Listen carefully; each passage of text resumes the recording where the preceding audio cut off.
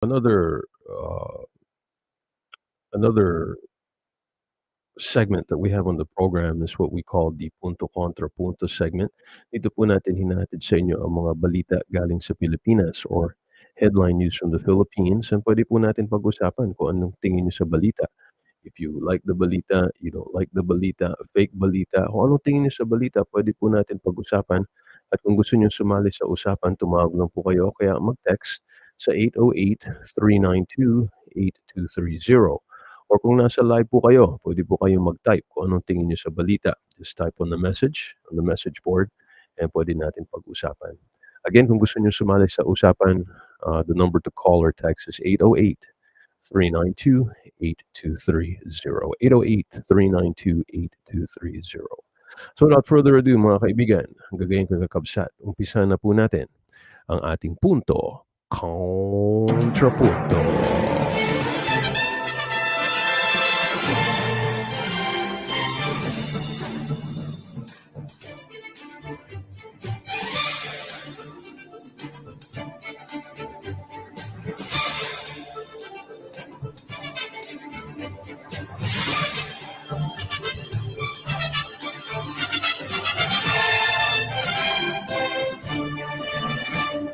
Okay guys, so sa mga sumusubaybay sa programa, alam nyo babasahin ko yung balita, and pagkatapos yan, kung meron po kayong gustong sabihin, just call or text or type on the prompt, 808-392-8230.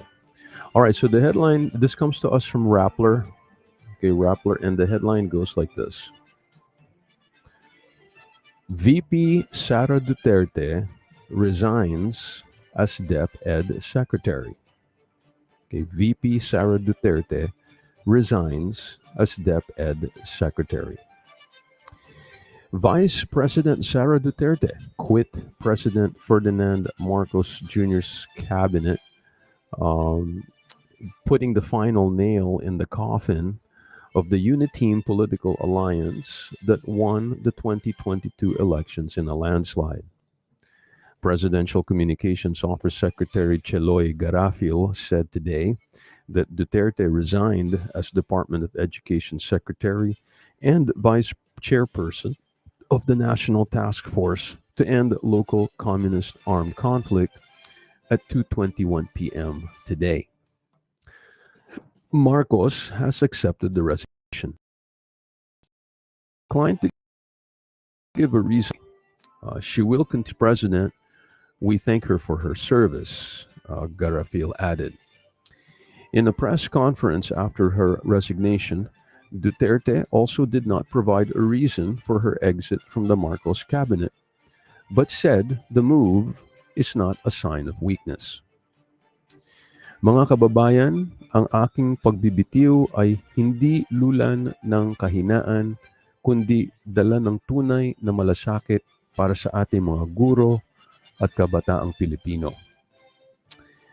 Translated, my resignation is not from a place of weakness, but is brought about by my genuine concern for teachers and the Filipino youth. That's according to Duterte. The Marcoses and the Dutertes, two major political families in the Philippines, teamed up in the 20 partnership that catapulted the dictator's son and the outgoing president's daughter to the country's two highest posts. It was, according to analysts, a marriage of convenience that has been difficult to maintain. The vice president has a feud with the president's cousin, Speaker Martin Romualdez, reflected by the House of Representatives' move to deny Duterte's request for confidential funds in the 2024 budget. Marcos also said his government was studying the possibility of rejoining the International Criminal Court, which is investigating Rodrigo Duterte's bloody drug war. He had also said, however, that his government will not recognize ICC jurisdiction over the Philippines. In January, former President Duterte accused Marcos of taking illegal drugs, a claim that the latter laughed off and attributed to his predecessor's continued fentanyl use. In April, First Lady Lisa Araneta Marcos confirmed she was not on good terms with the vice president, and she said she was offended when she saw Sarah laugh at her father's insinuation that Marcos was under the influence. Anong tingin nyo guys? VP Sara Duterte resigning as the DepEd secretary, also resigning as the vice president of the national vice chairperson of the National Task Force to end the local communist armed conflict. Anong tingin nyo guys? Good thing, bad thing, strange thing? Punto kontra punto tayo.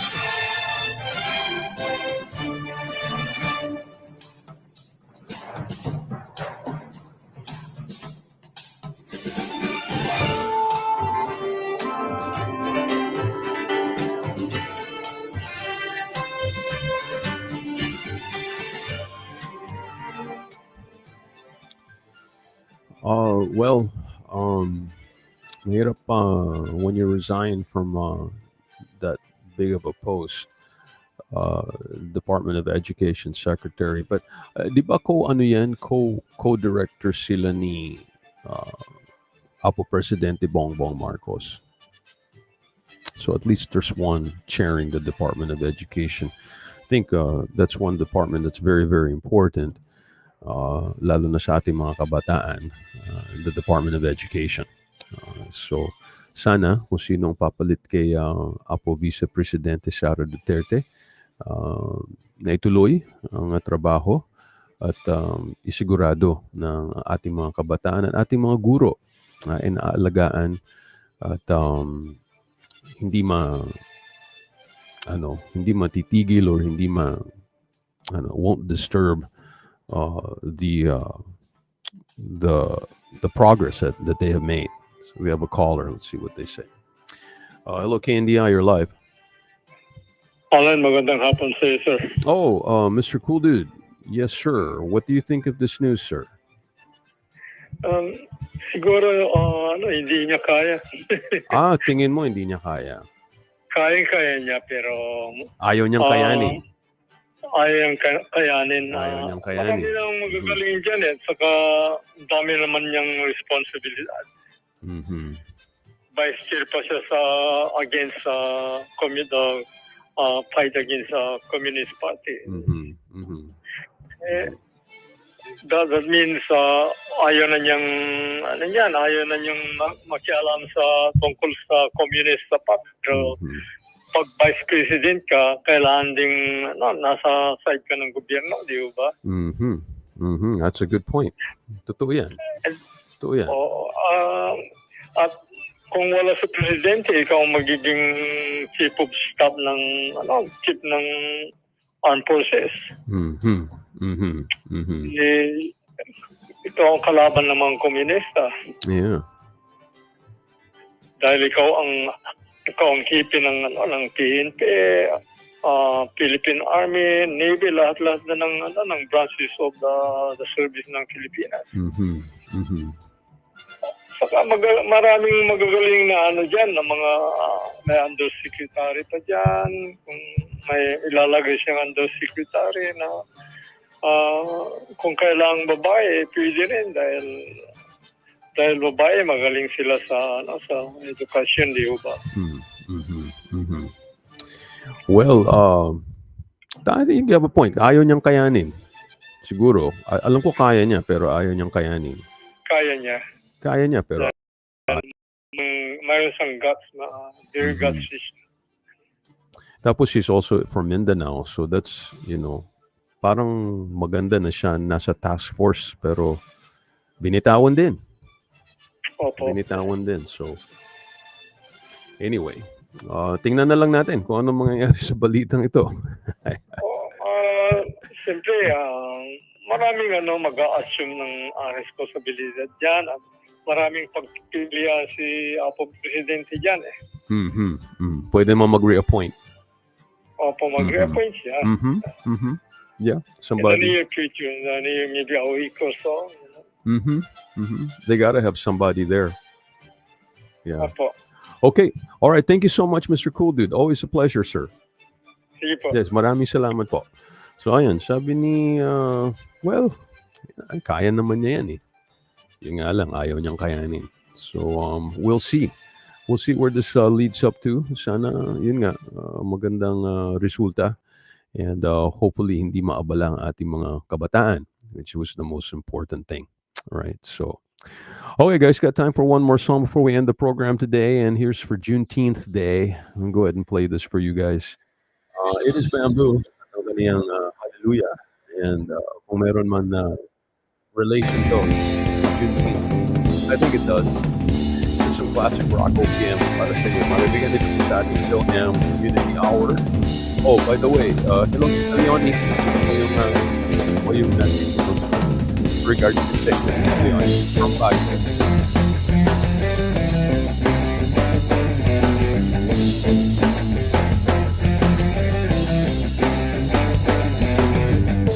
Anong balita sa radyo at TV?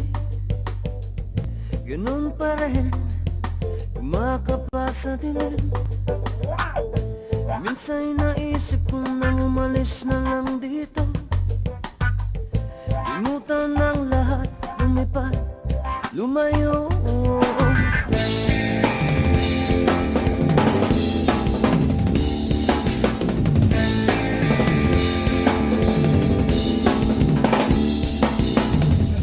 Bato-bato sa langit, tamang wag magalit.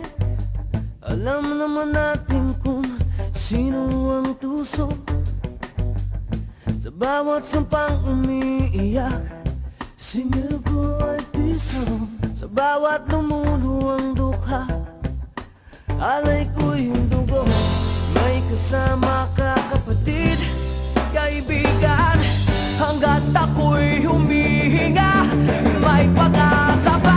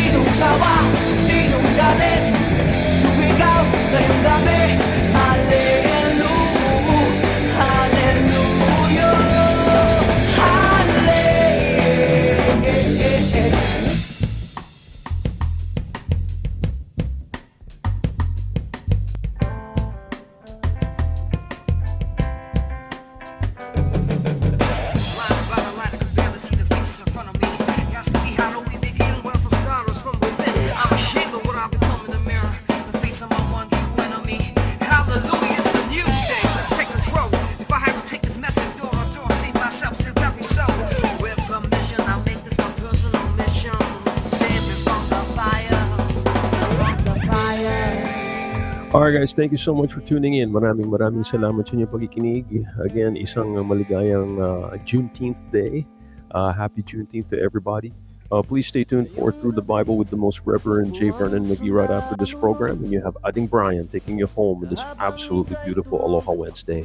Any questions about the show, tawag lang po kayo kaya mag-text sa 808-392-8230, 808-392-8230. Here is your thought for the rest of the day. Success isn't always about greatness. It's about consistency. Consistent hard work gains success. Greatness will come. That's from Dwayne Johnson, mga kaibigan, and that's your thought for the rest of the day. Ito po si Alan Alvarez, nagpapaalam, nagpapasalamat, at nagsasabi, mabuhay ang Pilipino.